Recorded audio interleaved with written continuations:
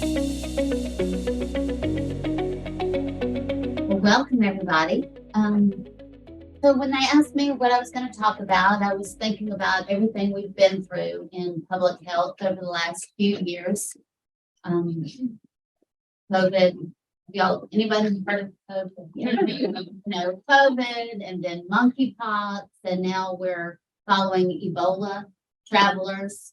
That's not a new strain, but seems to be a re-emerging one and something we weren't necessarily prepared for. You've got strategies for response that involve vaccine, and then you get the Sudan strain that isn't susceptible to the vaccine that we have. So there's all these new challenges, and the workforce has changed a lot over the last few years, and we were always shorthanded before, and that hasn't suddenly resolved.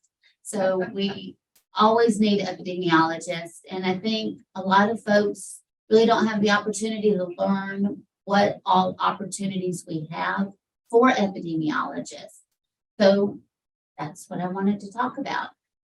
We also have a public health educator in my office, and when I was trying to think of titles for the meeting, she says, throw a number in there. If you throw a number in there, then people are more likely to pay attention. So we have 20 plus opportunities for Epis within Alabama Department of Public Health. One thing that we always want to know when we start with an organization or company is, what is their mission? What is their values? What is their vision? Where are they going? Where are they right now? What do they prioritize?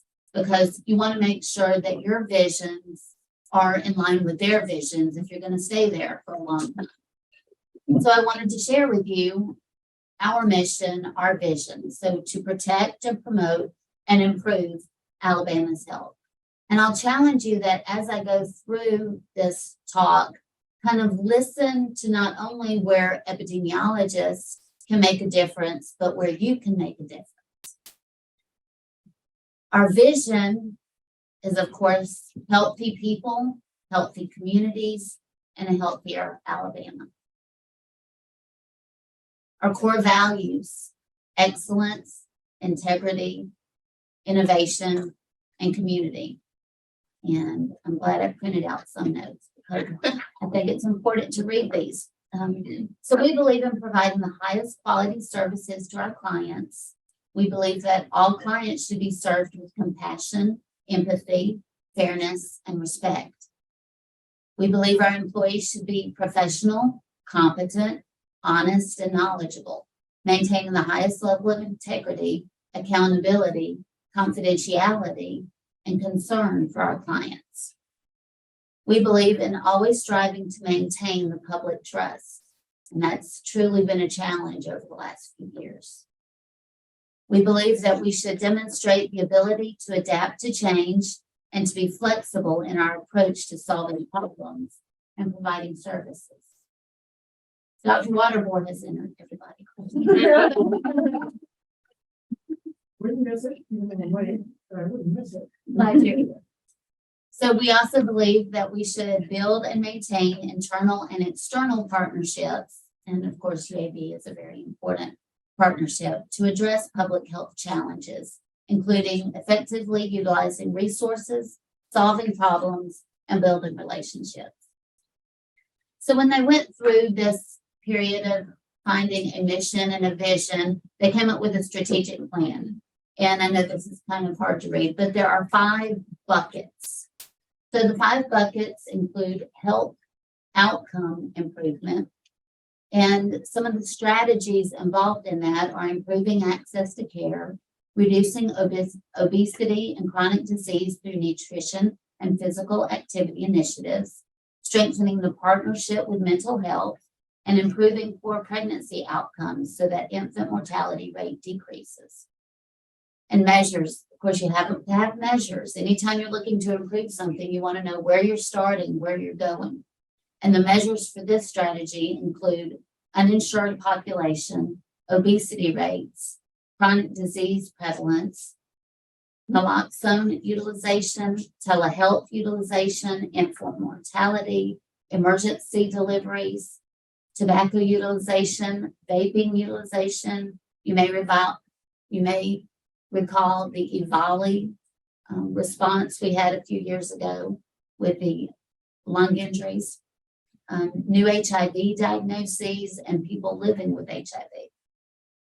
The workforce is, financial sustainability. You always want a company to have that as a priority so they can keep paying you. So that's good. Workforce development.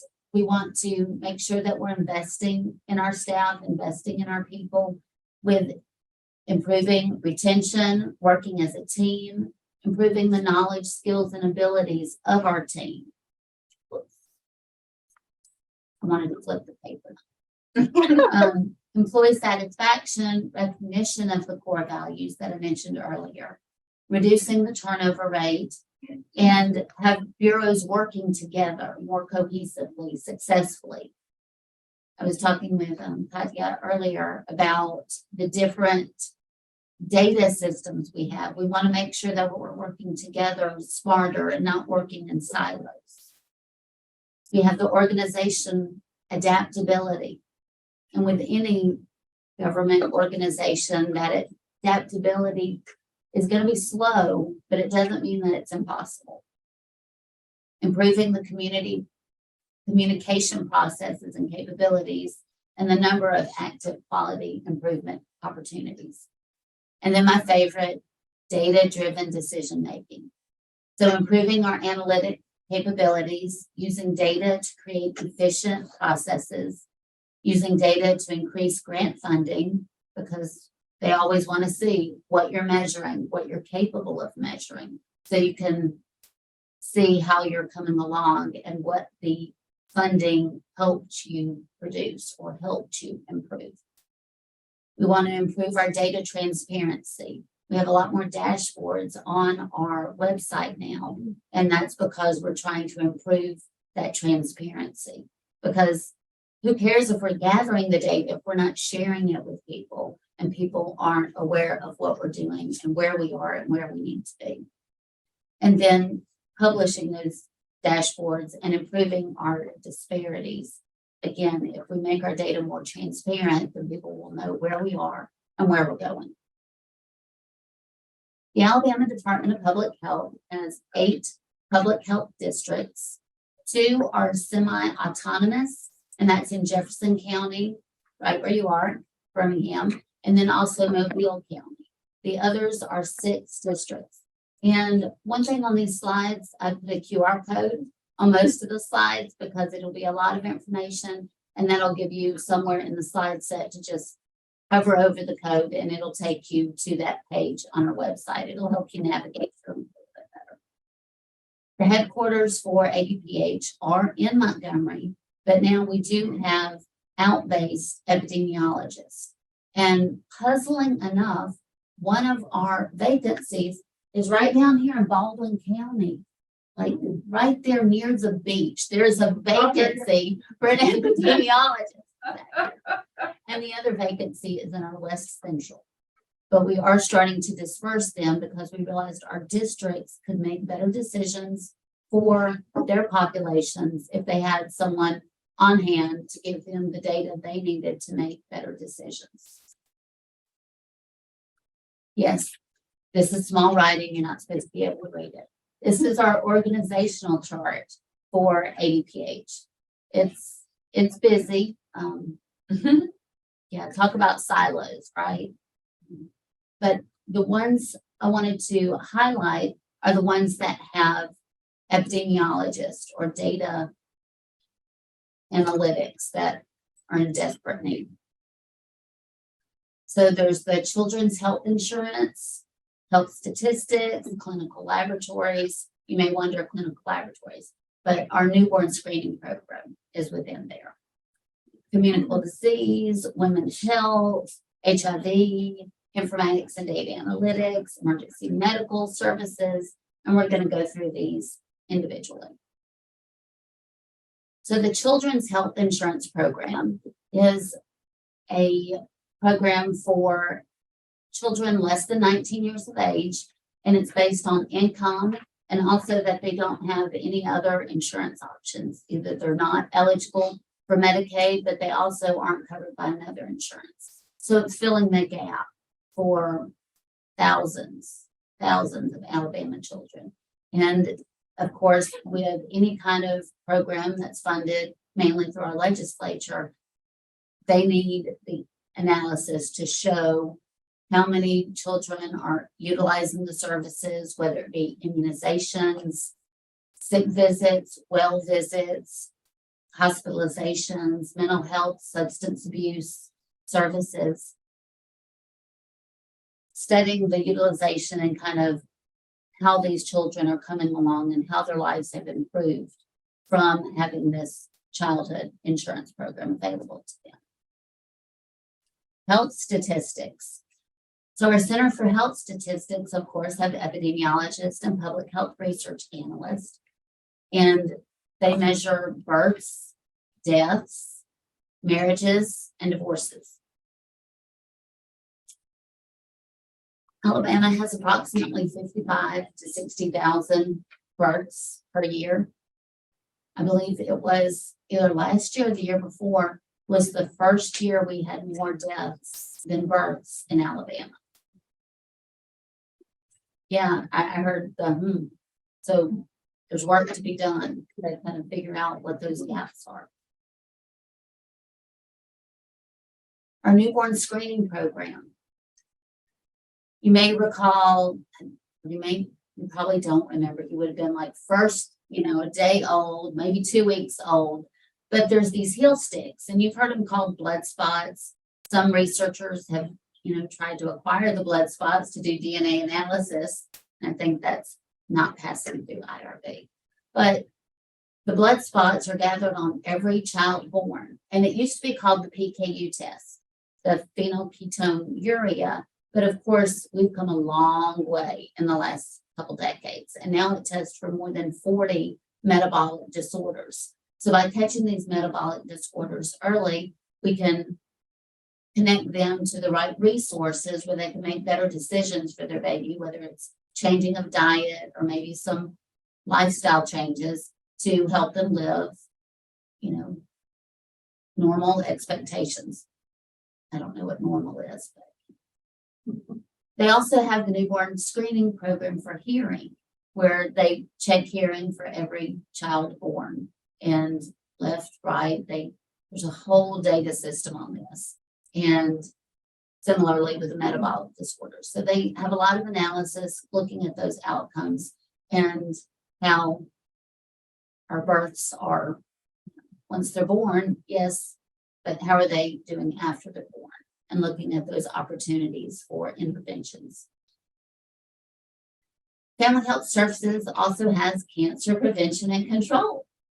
There are and this is, prime real estate for Epis. They have data. And you've got the Alabama State Cancer Statistics. You have the incident maps, and you have state county profiles. And the county profiles provide a lot of information. And then, of course, they have their health promotion. You'll see the different billboards about wearing sunscreen to prevent skin cancer, or making sure you get your regular cancer screenings. A lot of those died down during COVID and during the shutdowns. And we're trying to get people back into those healthy practices of getting their screenings done. Perinatal health. There's an entire unit that works on perinatal health. And speaking of the silos, perinatal health could also involve perinatal hepatitis B investigations, perinatal hepatitis C investigations, now that there's a cure for hepatitis C, making sure we're pairing those individuals with treatment. There's congenital syphilis. There's a whole host of dangers that the newborn baby could be exposed to. Zika, as we recently learned, is a mosquito-borne disease that's also sexually transmitted and can have birth impact. So perinatal health, they follow up on all of this information and try to improve the perinatal health. I never would have thought of emergency medical services as needing epidemiologists. They have a lot of data. And before we had access to the emergency room information from the visits, we call that our syndromic surveillance. During our Gulf oil spill, I'm not sure if many of y'all are familiar with that, but we had to stand up some emergency surveillance so we could follow those respiratory effects from people going to the beach and encountering the debris that was coming up on the beaches. We were able to use our emergency medical services data even back then to look at runs associated with oil. The intern we had working with us at the time, he was doing, of course, searches on word text. And so he learned that he needed to exclude things like baby oil, which apparently there's baby oil accidents that happen with just oil. So it was a great experience for him. And I think he went to work at the Washington State Department of Health. Other information from the medical services, they look at response times, making sure that everybody's receiving comparable response time, whether it's urban areas or rural areas. We want to make sure that people have access to care. Looking at the outcome of that ambulance paramedic visit. Were they transported to a medical facility, or was it on-site medical care that was provided? Some persons without access to healthcare providers, sometimes they're just going to houses to check, their sugar levels for diabetics, or they're checking their high blood pressure because they just don't have access to medical care. So we can learn that information from these runs and learn where may need more health services. Now we find, Walmart's, all of the pharmacies are providing more health care because we're able to get into a lot of those rural areas easier. They also have the trauma registry, which is head and spinal cord injuries, where they look at the contributing factors to those trauma events. Is it another opportunity to wear helmets, whether it's riding a bike, riding a motorcycle, or football injuries? Prevention, promotion, and support. And for those of you keeping up with the QR codes, you'll notice this one does not have a QR code because it is so vast, and oddly enough, they do not have a single bureau page, but they cover everything from tobacco cessation programs. They have, I didn't put a picture of a child seat, what do they call them? Car seat. Yes, they do car seats for prevention. They follow heat illness, heat injury. They follow cold. They follow carbon monoxide poisonings when people have generators and they say it's too cold to go outside to refill their generator. So they put it in the kitchen and they have carbon monoxide poisoning. So what are those education opportunities from following these events and those visits to the emergency departments? We follow the social determinants of health, looking at that healthcare access, the neighborhoods, the environments they're growing up in, the environments they have access to, the social and community context, the economic stability, and also the education access and the quality. The PDMP is the Prescription Drug Monitoring Program, and that is where we're following the physicians that are writing a lot of opioid prescriptions. Looking at, used to be you went to Pri-Med and you got an antibiotic prescription and a pain pill. Pretty much no matter what I went for, somehow, they might say, oh, you have the flu, here's an antibiotic. And, that's a whole nother thing, antimicrobial resistance. But then there's also the opioid epidemic. Exactly. Everybody wound up with pain pills and started using them when they weren't in necessarily physical pain. Casper. I was like, what does that picture mean? All the houses. So Casper is the community assessment. I'm gonna have to look this up.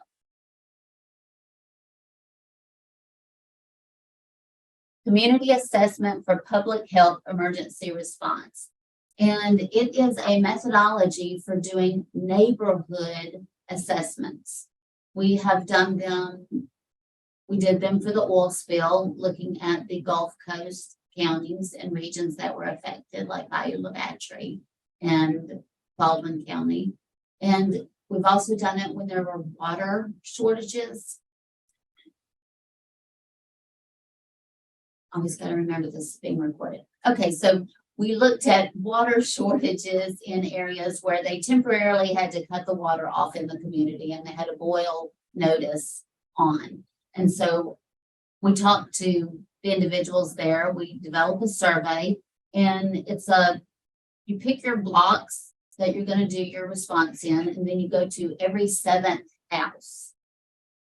And it's always challenging looking at the GIS mapping. So any GIS gurus, that's always a great skill set to have, because some of the houses wouldn't be there anymore, especially if you were doing a Casper in response to a hurricane. And a lot of the houses just didn't exist anymore, and made those assessments a little challenging. But looking at those, they also have the nutrition and wellness and physical activity programs within the prevention, promotion, and support. And they have a lot of campaigns to help remind people of nutrition and physical activity. And they do a lot more. I mean, they also do like opioid surveillance and opioid injuries and deaths, and follow those prescriptions as well. HIV Prevention and Care. HIV recently separated from the Bureau of Communicable Disease and is its own bureau now because of all the complexities that they're following. So not only are they following new incidents, they're also following, undiagnosed is untransmittable, making sure that message gets out and people are getting treated for HIV. They, for the persons living with HIV, you want that number to increase, which kind of sounds counterintuitive because you want your incidence down, you want your prevalence down. But when you have people with undetectable levels and they're living full, healthy lives, well, then you do want your prevalence to increase in that sense, because you don't want those persons to, exactly. So, you're following the new diagnoses, which of course you want the incidence to certainly disappear. But then you have, people moving out of Alabama into Alabama, and they have to follow these people across state lines. And so that can be challenging as well. And then following the prevalence, making sure that people are connected to care. They're following those visits to healthcare, whether it's for vaccinations or for other healthcare services, because that means they're connected to care. It's when they don't have any doctor visits, then that's more concerning, because they're not having that relationship and that conversation with their healthcare provider to make sure they're staying on track. Start Talking Alabama, trying to remove the stigma of HIV. And I hope that continues. I think it's become more conversational. I don't think it's what it used to be, which is exactly where we need to be.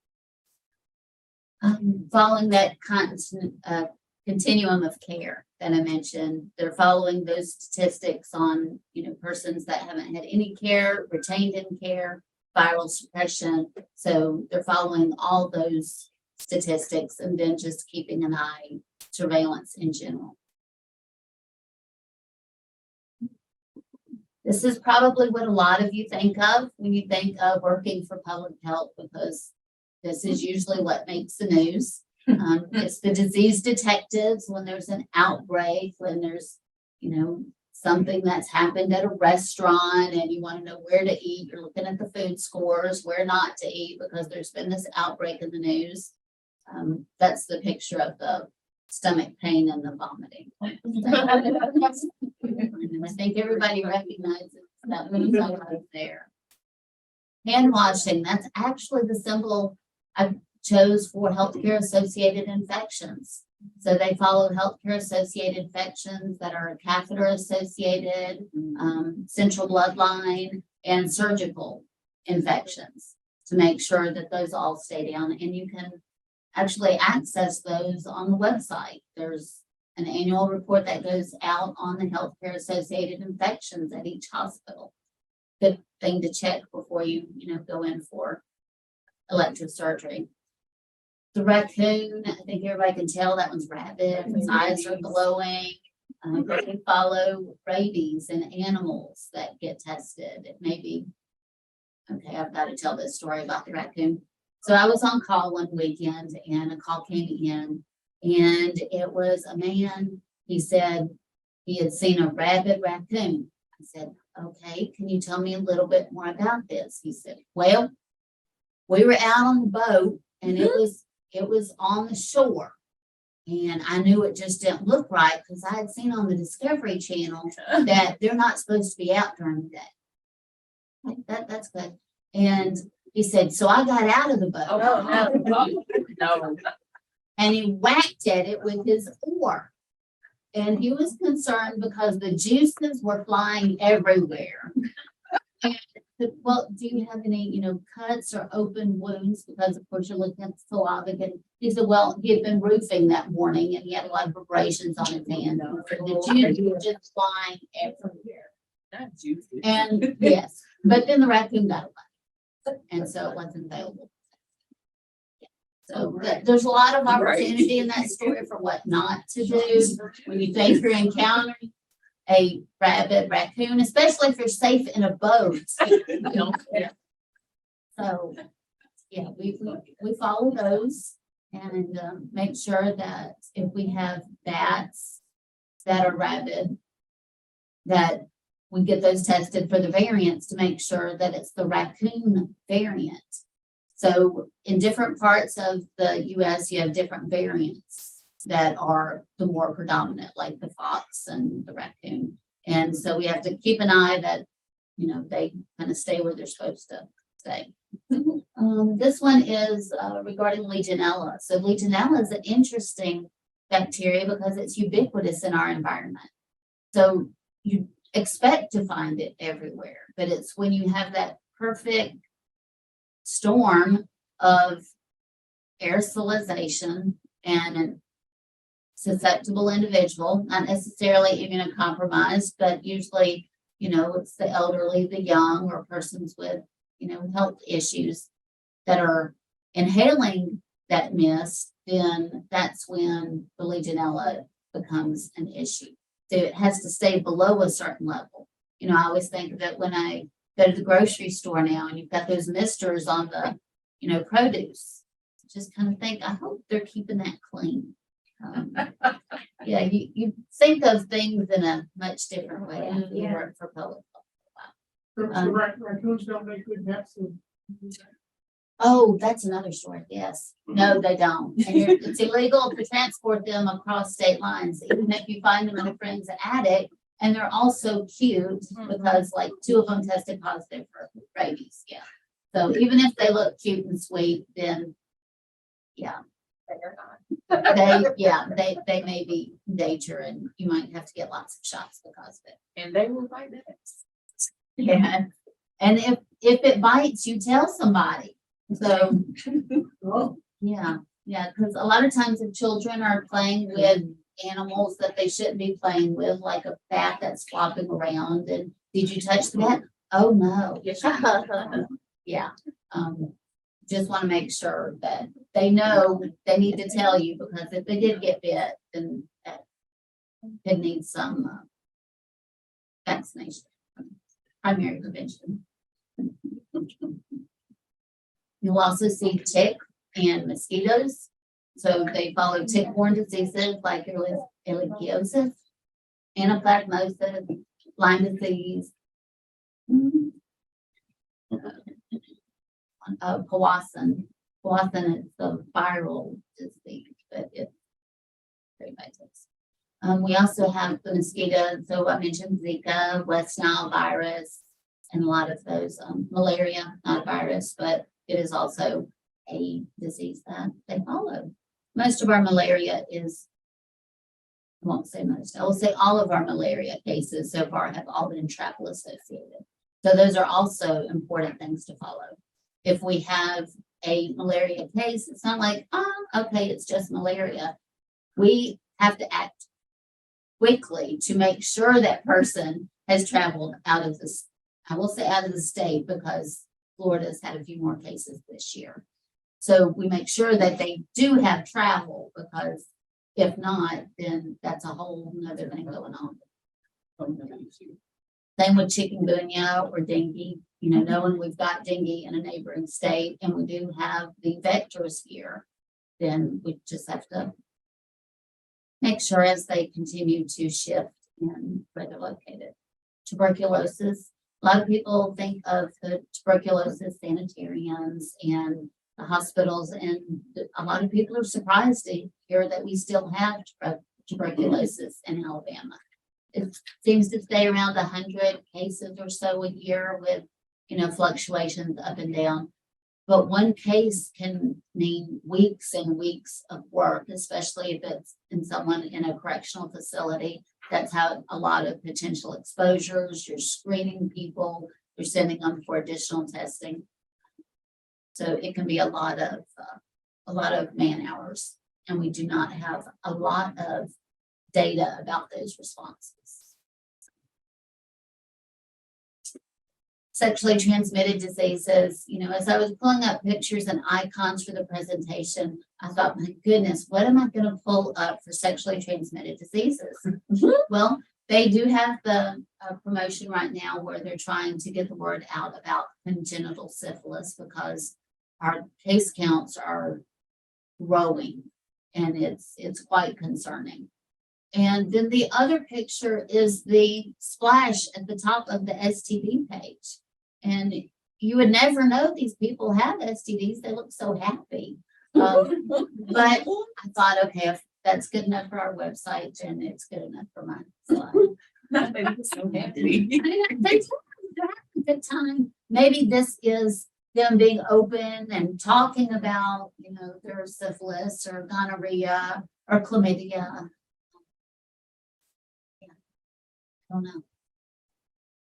Monkeypox. There's the balance right now of, I might wonder, why hasn't she talked about monkeypox? Whether it's in the infectious disease and outbreaks division or whether it's in the sexually transmitted diseases. There's, you know, the challenge is it's usually the emerging conditions that are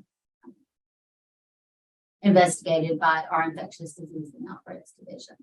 However, the monkeypox outbreak that's currently ongoing is more associated with the individuals that are usually seeking care for the sexually transmitted diseases.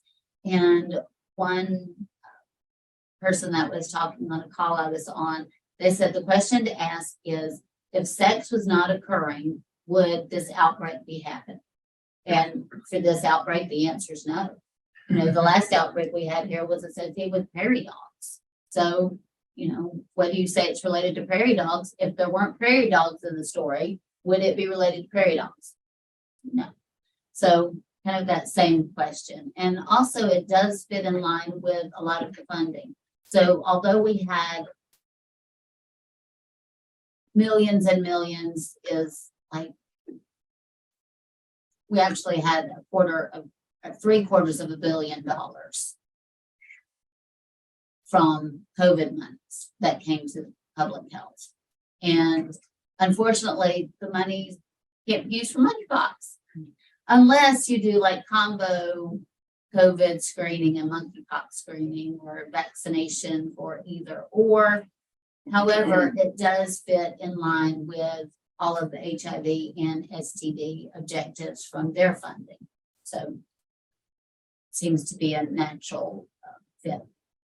vaccine preventable diseases and immunizations. So we have a division that works with the vaccine preventable diseases like measles, mumps, rubella, diphtheria, whooping cough, chicken pox, polio. Polio has recently hit the news again. So there's talk about whether we need to improve surveillance. Vaccination rates, like many other preventive services during COVID, has, decreased. And that's a great concern because the diseases that a lot of the physicians have never seen are now emerging again. When I started working for the health department in 2002, within the first 6 months, we had a measles outbreak. And, I just thought this was the best job in the world. I get to work 88-hour weeks. Who knew you could have 88 hours in a work week?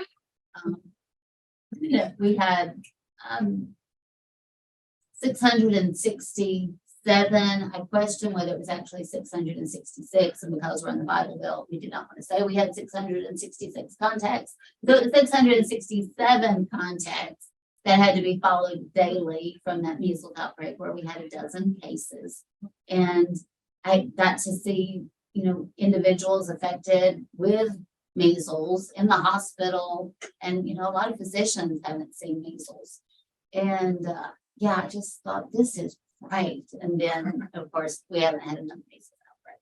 And it was 7 years before we had the incident of the pandemic with H1N1. I still don't. So the Vaccines for Children program is vaccines that are made available free to uninsured and underinsured individuals, as well as Native American and Alaskan Indians. So all those individuals that may be at higher risk for vaccine preventable diseases. And so that is run by the department. Imprint is the immunization provider registry with integrated technology, and that is the immunization registry. So when you go to a doctor's office or a pharmacy and you get a vaccine, it's going to wind up in the registry. So, a lot of times when I was working there, close to when Imprint started, individuals call and be desperate. They were going to college and they needed their vaccination records, and we didn't have them back to the early 80s at that time. But now when individuals are going to college, well, the immunization registry has been around since 1996, I think, was its first data. And, now we can give them that information, and it's a huge relief. A lot of states have that information, so it makes it a lot easier to find those immunization records for those records that have been submitted electronically. They do a lot for promoting the Advisory Council on Immunization Practices, ACIP recommendations for vaccinations. So right here, Tdap, HPV, meningococcal conjugate vaccine. And, right around that time, like, shouldn't we add flu and COVID to the slide? But I think it would be gone to production. So maybe on the next one, we'll see a little bit more recommendations. Office of Informatics and Data Analytics. This is my division. When we had our logo constructed, as each letter is kind of a different silo. And you've got the data coming together, but you're also connecting the dots. And that's one thing that we are trying to do. We are doing a department data assessment where we are looking at all the data that the department has, whether it's in a filing cabinet, an Excel file, or, an integrated web page that's, taking in a lot of information, or even if it's stored on a CDC database, and pulling that information to find out what we have, what we're using, what we could use better, maybe what has a better source of information that wasn't available when it came to be, so may not be needed anymore if we have alternate sources, and kind of pulling together how we can work together better to connect those data sources to learn more that we need to know to make those better data-driven decisions. We have a few data sets under our purview. For the most part, we work with everybody else's data. But we have the syndromic surveillance data, which is the emergency department visits statewide. And we can follow why people are seeking emergency care. The hospital discharge data, Alabama and Idaho have been the only two states in the nation that did not have a hospital discharge database. Idaho, they got a little bit of their hospital discharge data, not a full data set. So then Alabama was the only one left. And legislation passed, I don't know, sometime during the pandemic, it's a blur. But legislation passed where we are now starting to receive that information, and we will receive the 2022 data mid next year. And so we'll finally have hospital discharge data. I included the Office of Health Equity and Minority Health here on this slide, not because they're not a separate bureau, which they are a separate bureau. However, their epidemiologists reside within the Office of Informatics and Data Analytics. As I mentioned earlier, the public health educator is funded through health disparity fundings, as well as epidemiologists and a public health research analyst. And we're still working to fill those roles right now.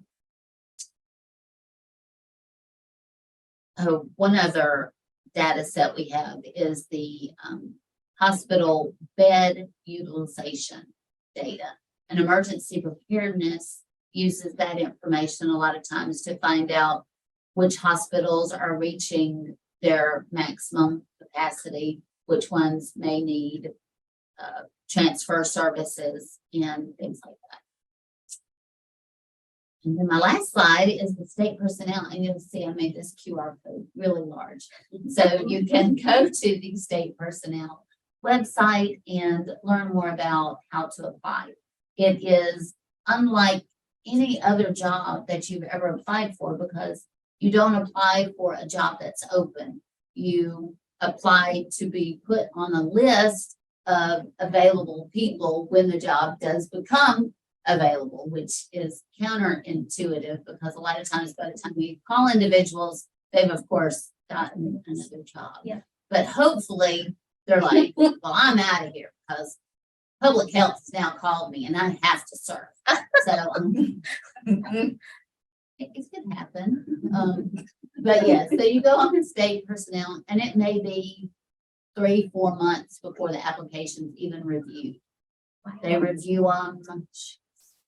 They say like every couple months, but I've only received it 3 times this year, and I'm hoping for a 4th time that they update the register, and then everybody waiting to fill their position attacks. You will receive probably 5 or 6 invitations to interview at the same time, and they're all from different people. But it may look the same and read the same, but I guess maybe the signature, the person that signs it may be a little different. But those are all different jobs. So be sure and, do a little bit more research to find out, because a lot of times we'll call people and they're like, oh, I've already have an interview set up. Not with us. So, it truly is a free-for-all whenever the register is updated, because everybody just attacks it. And we've started calling people, going by their house. No, I'm not going by your house. We will call you and email you and snail mail you. But so that is, so was anybody keeping count of the 20+ opportunities? So if someone wants to, who finishes with an MPH, wants to apply, can they do so before they, thinking of trying to get a job when they graduate? Can they apply before they have their degree? Was it anticipated, or will the HR system not take that? If it's an undergraduate degree, they can apply before they graduate. But for some reason, with the master's degree, they're not allowed to apply before they graduate. So I always encourage people to maybe just use the month and year, and then put it in the Friday before that month and year, and then maybe, yeah. it's tricky.